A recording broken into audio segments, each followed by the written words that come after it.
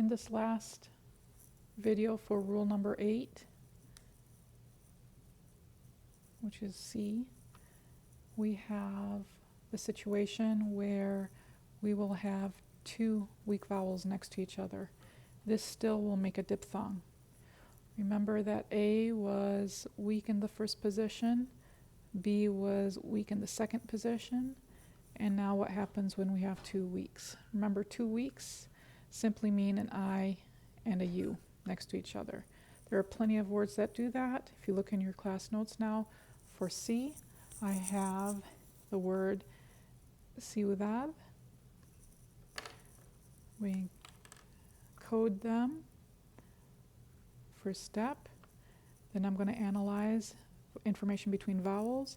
We will see here that this is an I and a U, which are both weak. What do? Well, according to that, it's a diphthong. We don't divide it. Then we go to the next one. Vowel to vowel. This is rule number 1. We copy down this information as we have broken up the syllables, and now we have to determine which of the two will change into a semivowel, semi-consonant, because the rule is you can't have more than one vowel in a syllable. So if you saw in your class notes, when you have two weak vowels next to each other,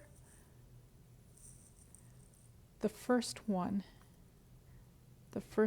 is the one that's going to change. Always when you have the first one changing, it's going to change into the semi-consonant. So the I is going to change into a J, and the U will change into a W. This will stay as is.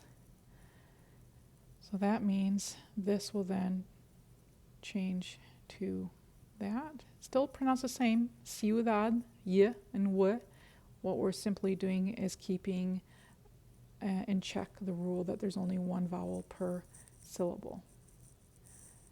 Another word that I have there in the class notes is cuidado.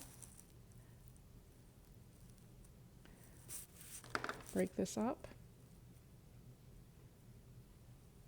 Vowel to vowel, they're both weak, so I'm going to underline them both. Vowel to vowel, this is rule number 1. And vowel to vowel, this is rule number 1. Copy down the syllabified word.